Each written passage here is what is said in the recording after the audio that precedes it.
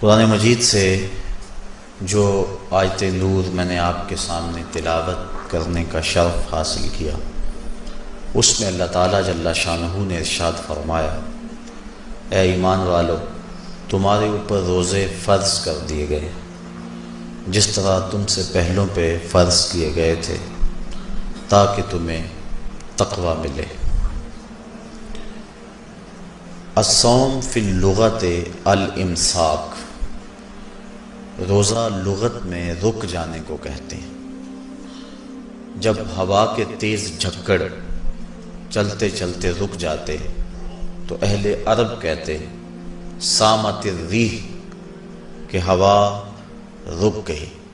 تیز دوڑتا ہوا گھوڑا جب اچانک ٹھہرتا تو وہ کہتے سام الخیل، منہ زور گھوڑا رک گیا۔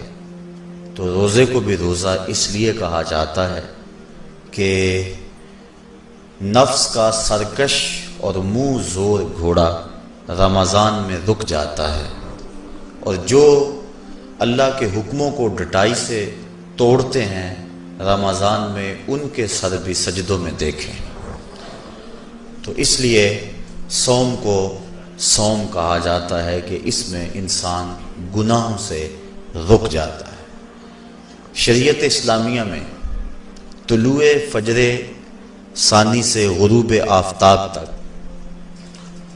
اکل و شرب اور جماع سے کثرتاً رکے رہنے کو روزہ کہا جاتا ہے۔ روزے کی تاریخ کے حوالے سے علامہ اسماعیل حقی علیہ رحمہ تفسیر روح البیاں میں لکھتے ہیں کہ ملک تحمورس ثالث کے دور میں قحط پڑا۔ یہ حضرت آدم علیہ السلام کی اولاد سے تیسرا بادشاہ ہوا ہے۔ تو اس نے اپنی قوم کو حکم دیا کہ وہ ایک وقت کا کھانا کھائیں اور ایک وقت کا کھانا بچا کر قحط زدہ علاقوں میں بھیجیں تاکہ دکھیوں اور مجبوروں کی مدد ہو سکے۔ ملک تحمورس الثالث کے اس حکم کو قوم نے قبول کیا اور ایک وقت کا کھانا بچا کر کے قحط زدہ علاقوں میں بھیجا۔ اس قوم کی یہ ادا اللہ کو پسند آ گئی تو اللہ نے اس کو عبادت قرار دے دیا۔ پھر اس کے بعد ہر نبی پر روزہ فرض ہوا۔ کما کتب علی الذین من قبلکم، اس پہ شاہد عادل ہے۔ حضور علیہ السلام فرضیت روزہ سے قبل ایام 20 کے روزے رکھا کرتے تھے۔ ہر ماہ کی 13، 14 اور 15 تاریخ کو قمری تقویم کے حساب سے جو روزے رکھے جاتے ہیں ان کو ایام 20 کے روزے کہا جاتا ہے۔ لیکن اس کے بعد پھر عاشورہ کا روزہ حضور نے معمول بنایا، اور اس کو کسی صورت بھی حضور اور صحابہ ترک نہیں کرتے تھے۔ فصام رسول اللہ وامر بصیامہ، حضور نے خود بھی روزہ رکھا اور صحابہ کو بھی حکم دیا کہ یہ روزہ رکھیں۔ لیکن جب سن 2 ہجری کو واقعہ بدر سے ایک مہینہ قبل 17 شعبان المعظم کو جب روزہ فرض کیا گیا تو پھر حکم دے دیا گیا۔ حضرت عائشہ صدیقہ رضی اللہ تعالی عنہ سے روایت ہے کہ فرمایا، اب جس کا جی چاہے عاشورے کا روزہ رکھے اور جس کا جی چاہے ترک کر دے، لیکن اس سے قبل وہ روزہ رکھنا امت پر ضروری تھا۔ اب ایام معدودہ یعنی گنتی کے دن، اور وہ 29 یا 30 دن ہیں، ان کے روزے امت پر فرض کر دیے گئے۔ سن 2 ہجری میں روزہ فرض ہوا۔ حضور نے 11 ہجری کو رمضان سے قبل ہی ربیع الاول شریف کے مہینے میں انتقال فرمایا۔ اس طرح حضور علیہ السلام کی زندگی میں کل 9 رمضان آئے، 2 ہجری کو شامل کر کے 9 رمضان زندگی میں کل آئے، جس میں 2 رمضان 30 کے تھے اور باقی 7 رمضان 29 کے تھے۔ اور یہ بات ذہن میں رہے کہ روزے 29 ہوں یا 30 ہوں، اللہ ثواب 30 کا ہی عطا فرماتا۔ جس طرح کوئی شخص بھول کر کھا لے تو حدیث میں آتا اس کو اللہ نے کھلایا، اس کو اللہ نے پلایا، تو وہ اس نے کھا بھی لیا، اس نے پی بھی لیا، لیکن اس کا روزہ بھی باقی رہا۔ اس طرح اگر چاند 29 پہ نظر آ جائے تو ثواب اللہ 30 کا ہی عطا فرماتا ہے۔ یہ اس کی کرم نوازی ہے اپنے بندوں پہ۔ تو روزہ ڈھال ہے اور جہنم سے آزادی کا ایک اہم ذریعہ ہے۔ روزہ اللہ اور بندے کے مابین ایک راز ہے۔ روزہ نور ہے، ضیاء اور روشنی ہے، اور آقا کریم صلی اللہ علیہ وآلہ وسلم نے روزے کی فضیلت بیان کرتے ہوئے ارشاد فرمایا کہ ہر شے کی کوئی زکوٰۃ ہوتی ہے، انسان کے جسم کی زکوٰۃ روزہ ہے۔ اگر روزہ رکھے گا تو جسم زکوٰۃ ادا کرے گا، جس طرح زکوٰۃ سے مال پاک ہوتا ہے، روزے سے جسم پاک ہو جاتا ہے۔ اور روزہ ویسے بھی انسان کے لیے شفا کا پیام ہے۔ فرمایا کہ سحری کھایا کرو، چونکہ سحری کے کھانے کے اندر بھی اللہ نے برکت رکھی۔ تو یہ ماہ صیام اپنے دامن میں برکتیں لے کر، رحمتیں لے کر نازل ہوتا ہے۔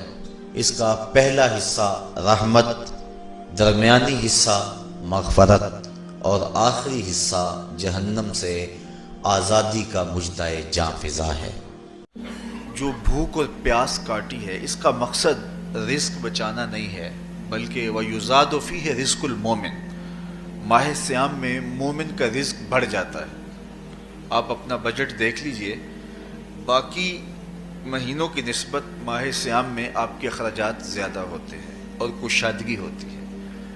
تو یہ کوئی خوراک بچاؤ مہم نہیں ہے، بلکہ رزق تو بڑھ جاتا ہے، لیکن اس کے باوجود 20 گھنٹے، 17 18 گھنٹے پیاس اور بھوک کاٹنا، اس کا کوئی مقصد ہے تو وہ مقصد قرآن نے بیان کیا کہ اس کے نتیجے میں تمہیں اتقاء کی دولت ملے گی، تمہیں تقوی کا نور نصیب ہوگا۔ سوال یہ کھڑا ہوا، کیا بھوک اور پیاس کاٹنے سے تقوی مل جاتا ہے؟ تو اس کو سمجھنے کے لیے ایک مختصر تمہید سمجھنا ہوگی، اور وہ یہ کہ ہمارے دو دشمن ہیں جو ہمیں جادہ مستقیم سے ہٹانے کے لیے دن رات کوشاں ہیں، ایک شیطان اور دوسرا نفس۔ یہ دو دشمن ہیں جو ہماری متاع عمل، ہمارا خلوص، ہماری للہیت، ہمارا باطن لوٹنے کے لیے ہر وقت مستعد اور فعال رہتے ہیں۔ اب ان دو دشمنوں سے ہمارے تنہا ناتواں وجود کا مقابلہ ہے، اور ان میں سے جو بڑا دشمن ہے وہ نفس ہے، کیونکہ شیطان نے جب انکار سجدہ کیا تو ہم تو یہ کہتے ہیں کہ ہمیں شیطان نے بہکا دیا، لیکن شیطان نے جب انکار سجدہ کیا اور خود بہک گیا تو اس وقت کوئی دوسرا شیطان تو نہیں تھا جس نے شیطان کو بہکایا، وہ نفس تھا جس نے شیطان کو شیطان بنایا۔ اس نے اندر سے کہا انا خیر منہ، میں بہتر ہوں۔ تو یہ انانیت جو تھی، انا خیر منہ، اس نے اس کو بہکایا۔ تو شیطان کو شیطان بنانے والا نفس ہے، تو نفس شیطان سے بھی بڑا دشمن ہے۔ ایک بزرگ تھے، وہ ساری زندگی اپنی زبان پہ انا کا لفظ نہیں آنے دیتے تھے۔ اس مفہوم کو بیان کرنا ہوتا تو وہ با الفاظ دیگر بیان کرتے، میں کا لفظ، انا کا لفظ، وہ اپنی زبان پہ ساری زندگی انہوں نے جاری ہی نہیں ہونے دیا۔ کہتے تھے اس لفظ نے شیطان کا بیڑا غرق کر دیا، تو میں یہ لفظ زبان پہ آنے نہیں دوں گا۔ اچھا، بندے بھی بڑے عجیب ہوتے ہیں، کسی نے کہا لو لو، ان کی زبان پہ یہ لفظ آتا کیوں نہیں، میں جاتا ہوں اور ان کی زبان پہ یہ لفظ آئے ہی آئے۔ چلے گئے، بزرگ تشریف فرما تھے، نماز کا وقت قریب ہو رہا تھا۔ حضرت ایک مسئلہ پوچھنے آیا ہوں، کہا پوچھئے، شیطان کو کس چیز نے برباد کیا؟ حضرت آپ تو بولیں گے کہ میں نے، آنا نے، تو کہوں گا جیسے بھی ہوا ان کے زبان پہ لفظ میں تو آ ہی گیا نا۔ تو وہ بزرگ بھی بڑے سیانے تھے، اس کی نیت کا کھوٹ سمجھ گئے۔ فرمانے لگے بیٹا نماز کا وقت ہو گیا ہے، نماز پڑھ لیتے ہیں پھر اس پہ بات ہوتی ہے۔ نماز ہوئی، سلام پھرا تو خود ہی فرمانے لگے کسی نے کہا تھا کہ شیطان کو کس چیز نے برباد کیا، جواب دینا چاہ رہا ہوں، کس نے پوچھا تھا؟ جھٹ کھڑا ہو گیا، میں نے کہا اسی چیز نے اس کا بیڑا غرق کر دیا۔ تو جو نفس تھا وہ شیطان کو شیطان بنانے والا ہے، تو ہمارے ساتھ نفس بھی لگا ہوا ہے، ہمارے پیچھے شیطان بھی لگا ہوا ہے۔ شیطان بھی بڑا مکار دشمن ہے، چھوٹا دشمن یہ بھی نہیں ہے۔ یہ ہماری متاع عزیز کو، متاع ایمان کو، متاع عمل کو، متاع خلوص کو لوٹنے کے لیے دن رات مستعد اور فعال رہتا ہے۔ اللہ کے محبوب نے فرمایا الشیطان جاسم علی قلب ابن آدم فاذا ذکر اللہ خانسہ واذا غفل وسوسہ۔